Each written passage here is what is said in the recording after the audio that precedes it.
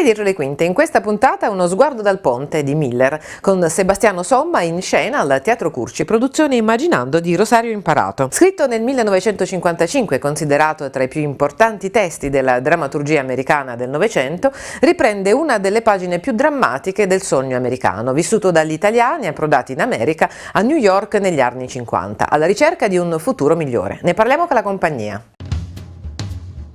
Dietro le quinte dello spettacolo Uno sguardo dal ponte. Miller, una bella responsabilità sulla scena. Vogliamo innanzitutto sapere come è impostato questo personaggio.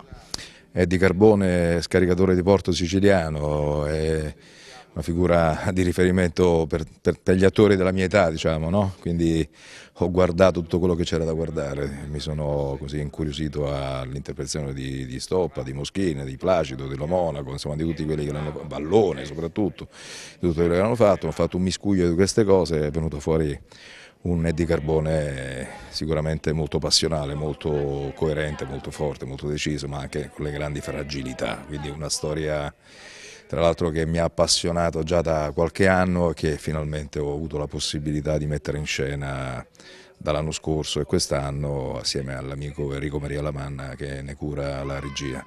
È uno spettacolo di grande impatto emotivo, emozionante, popolare, una classica tragedia greca che Miller ha visualizzato nei sobborghi di Brooklyn nell'America degli anni 50, quando eravamo noi emigrati, che appunto andavamo, noi italiani, quando andavamo a cercare il fortuna, cercavamo il sogno americano, con uno sguardo al di là del ponte, appunto come dice il titolo, uno sguardo dal ponte, uno sguardo rivolto verso Manhattan, una zona ricca, e quindi con la speranza di un futuro migliore. Una storia di ossessioni, di sentimenti forti, ma nello stesso tempo anche una storia, la storia che riguarda da vicino anche quella che è una grande attualità del momento. La responsabilità ma la specificità del teatro, perché c'è stato anche al cinema. Dal cinema al teatro come si rinnova il testo? È chiaro che ad esempio il film prende una strada abbastanza diversa, soprattutto l'interpretazione di Vallone, per quanto sceglie una via della follia, ad esempio, no? Il cinema ha rappresentato in maniera straordinaria, Vallone l'ha rappresentato come se fosse proprio un giallo, un thriller, una suspense molto forte, con un crescendo di follia. Io devo solo fare pratica, conosco tutti i simboli e conosco la tastiera, devo diventare più veloce, tutto qua. E lavorando continuerò a migliorare, capisci? Sì, per fare pratica la cosa migliore è il lavoro. Però non è quello che volevo io. Ma perché? Una grossa ditta. Un quartiere, non mi piace. È a un'isolata e mezzo dalla Mecca. Vicino all'arsenale. In un'isolata e mezzo possono succedere un sacco di cose. E poi è una ditta di idraulica, no? Come dire, un porto. Sono praticamente dei portuali. Miller racconta la miseria degli immigrati italiani, la loro difficoltà ad adattarsi al nuovo mondo, l'incapacità di comprendere un sistema di leggi che ritengono differente dall'ordine naturale delle cose, la vacuità del sogno americano. Da ciò scaturirà una tragedia annunziata fin dall'inizio. Mettere insieme quelle condizioni disagiate, quei sentimenti, non potrà che condurre a un drammatico epilogo. Lo spettacolo, messo in scena da Enrico Lamanna, riprende il dramma interiore di Eddie Carbone e del suo sogno americano, l'amore che prova verso la giovane nipote e la proiezione della sua esigenza di proteggerne la purezza, la necessità di custodirla con la stessa cura di una ceramica preziosa. Noi abbiamo i tempi, anche se molto cinematografico il nostro lavoro, si avvicina molto anche a una trasposizione, il regista ha dato un'impostazione anche sulle luci, l'attenzione ai particolari, una dimensione quasi da cinemascope che forse gli spettatori appunto potranno vedere, quindi è una dimensione anche cinematografica, ma ovviamente con le sospensioni che servono appunto a dilatare la tempistica che è quella teatrale. Abbiamo fatto una scelta ad esempio molto importante, anche coraggiosa, quella di prendere quella che fu l'idea principe di Miller, il primo atto unico di Miller. Noi siamo andati in quella direzione. Masolino D'Amico ci ha trasmesso un adattamento in siciliano e noi abbiamo cavalcato anche con la verità del linguaggio. I clandestini quando arrivano parlano un siciliano comprensibile, ma un siciliano, e le musiche di Pino Donaggio hanno creato quelle suggestioni, quelle attenzioni. Non sono protagoniste le musiche, ma lo diventano perché sottolineano molto bene le atmosfere. E passiamo alla presentazione degli altri elementi del cast. Allora, sentiamo un po' come è impostato il tuo personaggio. Caterina vive un momento di trasformazione, da ragazzina innocente, da giovane nipote, coccolata, curata, voluta bene al di sopra di tutto, incontra questo giovane ragazzo e si innamora. È molto difficile ma molto bello. Io amo tantissimo questo testo e il personaggio, perché ti permette di giocare davvero con tante emozioni. Salve, sono Maurizio Tesei, interpreto Marco, che è uno dei due clandestini, il fratello maggiore. Quando ti misuri con questi grandi autori come Miller è tutto più semplice, basta leggere il testo. Sono dei personaggi definiti, delineati dal primo all'ultimo. Cosa c'è?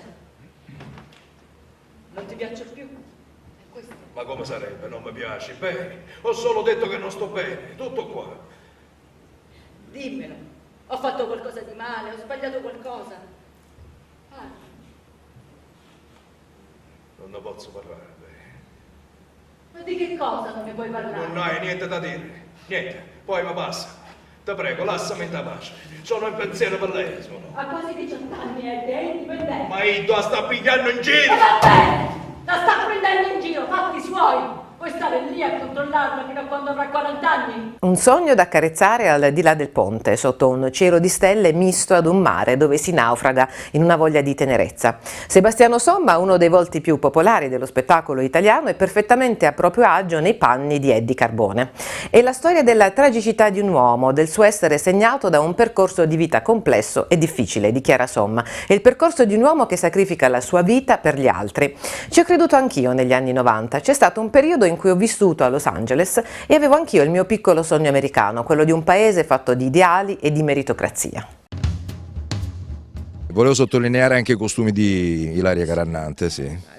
Proseguiamo oltre, io mi sposto, ma perché avete scelto quest'opera, questa pièce? Quando vi è stata proposta, perché? Io mi sono candidato per questo personaggio, quindi sapevo che potevo essere insomma, adatto, perché è un carattere brillante, un carattere che rompe, che spezza un po' quello che è la linea emotiva del dramma, della tragedia. Io sono l'ufficio immigrazione, quindi sono il poliziotto, non è che abbia grandi voli pindarici, però è una figura istituzionale precisa, presente, molto dura, anche forte nei confronti di questa povertà che nei sobborghi di Brooklyn. Io sono Edoardo Cohen, interpreto il personaggio di Rodolfo, per l'appunto il più giovane dei fratelli siciliani che viene a New York e spezza questo equilibrio, questa pace familiare con la sua leggerezza, con la sua ambizione, che giustamente deve avere un ragazzo di poco più di 20 anni, venuto da una realtà povera, che si ritrova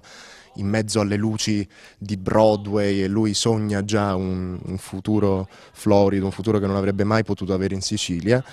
E nulla, è un personaggio molto, molto leggero, chiamato il Canarino perché è biondo platino, questa cosa turba molto Eddie. È un personaggio che ha parecchie sfumature, a volte anche frainteso. Per esempio Eddie dice quel ragazzo non è regolare, perché lui fa delle cose che possono sembrare strane a uno scaricatore di porto, ovvero cantare, cucire, cucinare. Io lo leggo negli occhi, avvocato, lui ride di lei e ride pure di me. Ascolta Eddie, io faccio l'avvocato, mi occupo di cose dimostrabili, lo capisci, no? Allora, lo puoi provare? Avvocato, io quello lo so che cos'ha nella testa. E se anche tu fossi in grado di Senta, provare... ma sta a sentire un momento. Mio padre mi ha sempre detto che lei è un grosso cervello. Voglio che mi stia a sentire. Sono solo un avvocato. Ma sta a sentire un momento. Sto parlando dalla legge. Eddie Carbone è un uomo di grandi sentimenti che ha sacrificato la propria vita per la moglie, per gli amici e per se stesso. Dentro però è tormentato, ha una grande vivacità e una persona dotata anche di grande ironia. È una bestia, ma anche delle virtù molto alte. Ha il dono della generosità e del sacrificio, ma alla fine diventa una vittima di se stesso. Quella che noi raccontiamo, dichiara Somma, è la classica tragedia greca con dei punti di epicità altissimi. Il protagonista segue un percorso pieno di ostacoli, ma va avanti nella convinzione di essere nel giusto. È il tragico epilogo di un uomo di grande complessità, ma anche giusto. Alfieri sarebbe la memoria dello spettacolo, in effetti lo spettacolo si vive in memoria di questo avvocato, cioè l'avvocato lo ricorda Io non ho dovuto faticare molto per il personaggio, perché avendo Sebastiano visto tutto quello che era stato fatto, mi ha spiegato, perché io sono uno che è subentrato, quindi me l'ha spiegato, ho avuto tutto il lavoro agevolato, non ho dovuto vedere niente prima, mi sono solo sentito un poco Sebastiano. E poi ha detto che andava pure benino, non c'è male. Proseguiamo anche con un'altra attrice che siamo curiosi di conoscere il personaggio che interpreti. Allora, interpreto Beatrice Carbone, la moglie di Eddie Carbone e la zia della piccola Kate. Personaggio assolutamente ambivalente, perché comunque è divisa fra questi due grandi amori, cioè il marito e la nipote. E solo che la nipote a un certo punto di questo percorso familiare diventa un ostacolo e quindi c'è questo, insomma, un sentimento molto contraddittorio che la rende una donna forte e debole nello stesso tempo. È un po' come una Tiresia, cioè un personaggio un po' greco, vede oltre e tenta di salvare la situazione come può, ma non ci riesce. Grazie per essere stati con noi, adesso un saluto al pubblico di Dietro le Quinte. Sì, appunto, perché dietro le quinte accadono delle cose straordinarie prima di andare in scena, scaramanzie, toccate di sedere, perché portano bene tutta una serie di cose atte, finalizzate al successo di un programma, di uno spettacolo. Quindi il nostro piacere è che il pubblico vada via felice e che si porti dietro qualcosa, e credo che questo sguardo dal ponte possa rappresentare un qualcosa per le coscienze, per il ricordo, per quello che evoca la grande drammaturgia di Miller popolare. Dietro le quinte!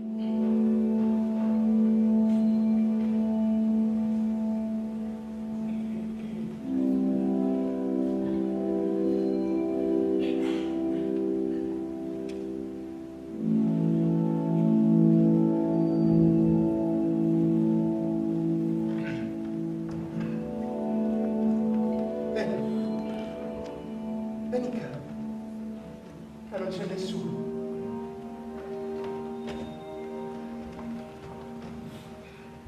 E non piangere più.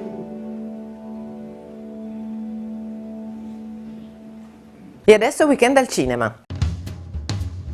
Sì, buona fortuna. Come mai non sei a scuola? Faccio la modella. Ti va di fare un video per la mia band? Connor ha 16 anni e un talento nella scrittura di canzoni. L'incontro con un'aspirante modella di cui si innamora perdutamente lo spinge a fondare una pop band e a girare un videoclip.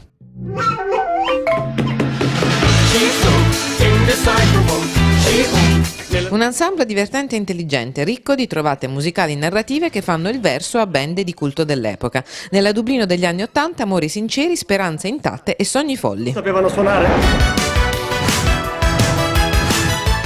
E con questo è tutto. Per rivedere le puntate www.dietrolequintetv.com e per le vostre segnalazioni info@dietrolequintetv.com. Arrivederci alla prossima puntata.